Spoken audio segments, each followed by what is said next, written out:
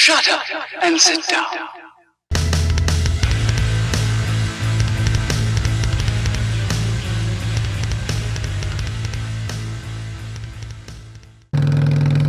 Well, alright guys, Cruiser Bruiser here. We are heading to Sonic. I'm gonna get a hot dog. I'm really hungry. It's probably about, I don't know, 1 o'clock here or something like that on a Saturday. I just posted a video a minute ago on why I haven't had a video in about a week. And, well, stay on the road there, lady. Well, last weekend is the last video that I put up, and I haven't really had much of a chance to ride since then because I was either working at my job or working on my carburetor and valve adjustments on this thing. So, but yeah, that's why I haven't had a video in about a week. So today I got up at about, I don't know, 8, 9 o'clock this morning.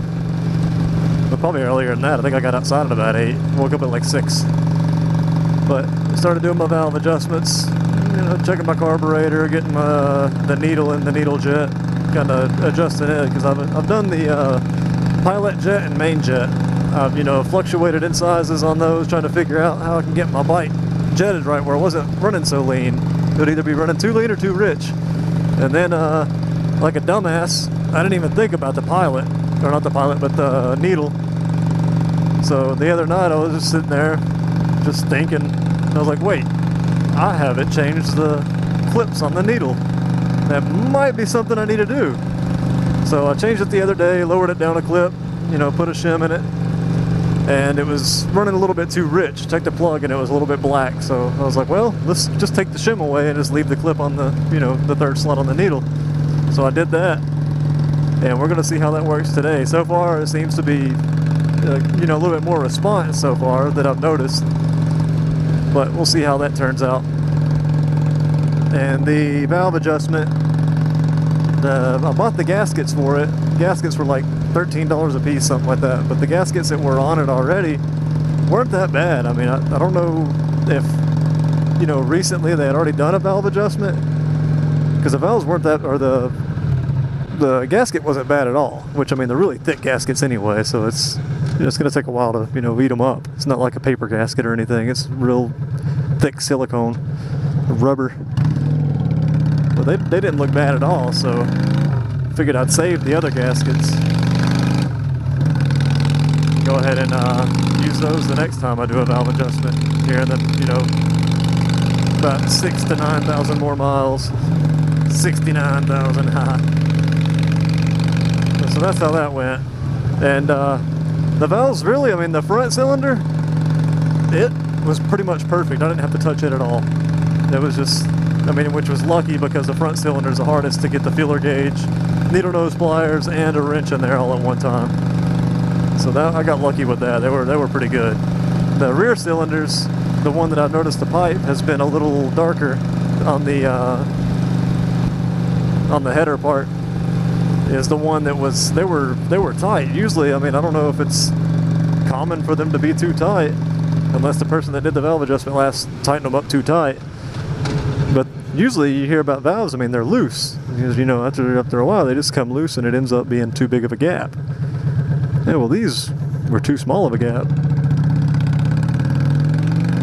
So I loosened it up, widened the gap. And that's where we're at so far. Get up here to Sonic and give me a hot dog, and I'm gonna check around the gasket seals and check around the engine, make sure there's no oil leaks, make sure everything's good. So far, she's running decent. Get up to about 4,000 RPMs and we'll see how decent she really is running.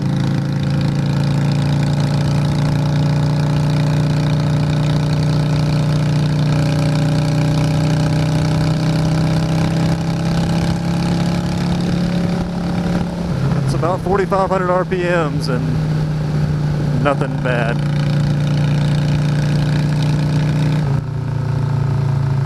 Release the throttle. No backfiring, so I'm not getting too much air pressure. That's good. It's a good thing. A slight pop every now and then isn't bad, but I just don't want it, you know, sounding like somebody shooting a freaking AK-47 at me. That's not too bad.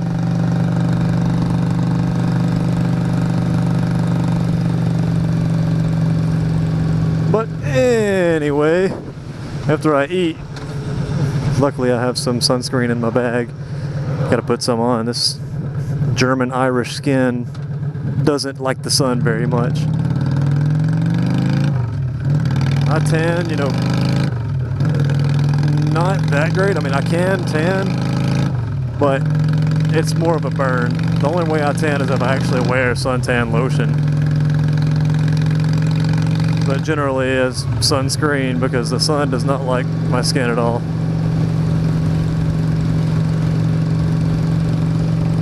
Here's that bump. I always forget about that bump and I hit it just about every time. And it surprises the crap out of me. It jolts my hands. Because you don't really notice it. It just looks like a little patch in the road, but you don't realize that patch dips down about 3 inches. Today I'm going to watch the Ronda Rousey fight.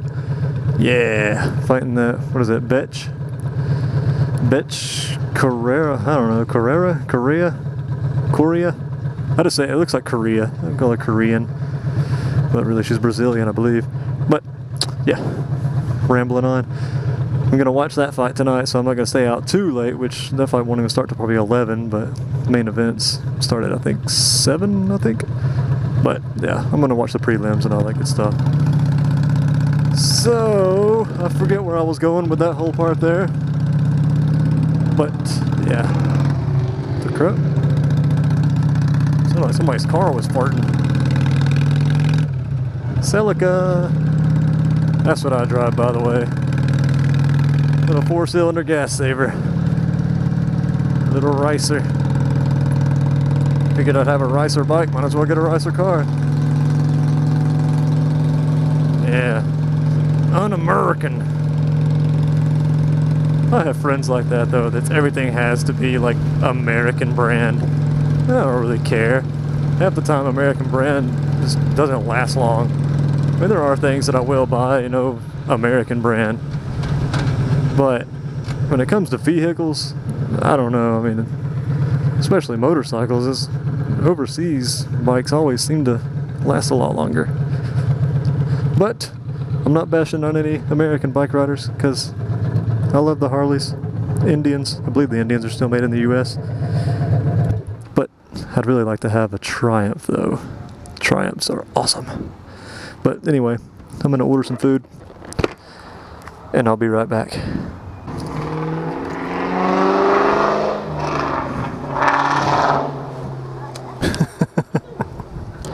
That was a delicious hot dog. Somebody's driving a Cobra. Came by a second ago. The dude obviously doesn't know how to shift. If you don't know how to shift, then you don't need to be trying to drive it, you know, 0 to 60 in 0.3 seconds. Learn how to shift before you try to do that. We're gonna take a ride through downtown Dalton here. I'm gonna let you guys see the town. I haven't ridden through here on camera yet, so it'll be something new for you guys to see. Right here, guys, is the AOA building, which is the American Outlaw Association. That is the Outlaws MC. Here we are in the downtown strip of Dalton, Georgia. Right there's the Buckin' Burrito, which is pretty freaking awesome. It's like a Moe's. Oh, hole. It's like a Moe's, but it's a, I'll work with that guy. Damn it, I keep seeing stuff that's throwing me off. It's like a Moe's, but better. I guess it would be like the East Coast version of Chipotle, basically. And it's pretty good. It's delicious. Because I love some burritos. Love burritos. Vapor's Alley. That's where I buy all my vape supplies. I don't know how many of you guys vape, but I quit smoking by vaping.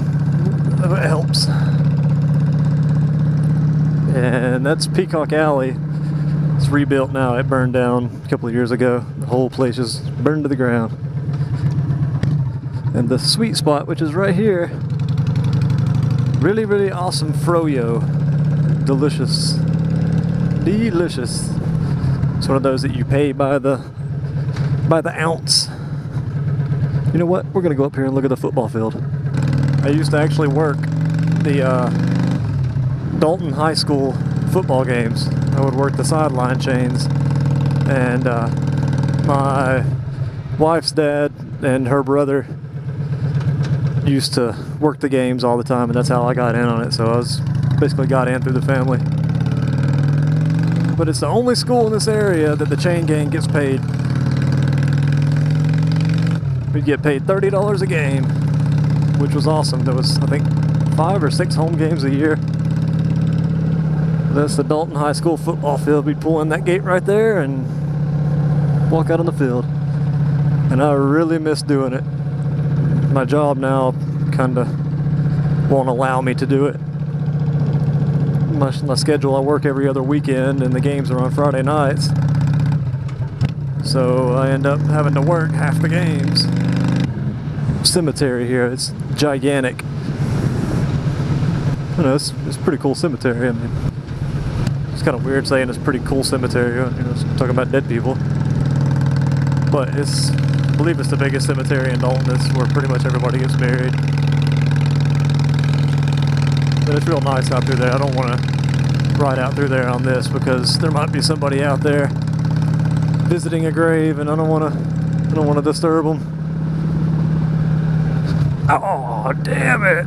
That sucked. Oh, it was my balls and my back all at once.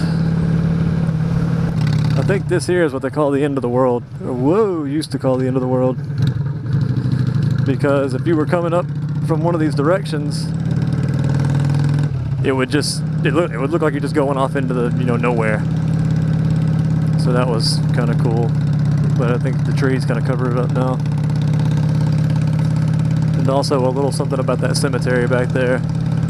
There is a hill that's called Gravity Hill, and it's one of those, basically an optical illusion. It's the pleat, the pants pleat. But it's basically where the hill looks like it's going up, and if you put your car there and put it in neutral, your car will roll up the hill. But it's really just kind of, the perception just looks like it's rolling up, but really it's at a downgrade. So that's kind of cool. I mean, it's something that you don't really see too often. I mean, I know they have that Myth Hunter show or whatever it is, where they crack urban legends or, just different things like that. And there was a similar thing that I believe was in New Mexico, I think. I don't know. But that's basically what that is. That was pretty neat. It's cool to go do. But anyway, I think I've gone on enough for this one. This is probably going to be quite a long video. So I'm going to go ahead and end it now. And hop on out of here. Do a little bit more riding. Look around, chill. And, yeah.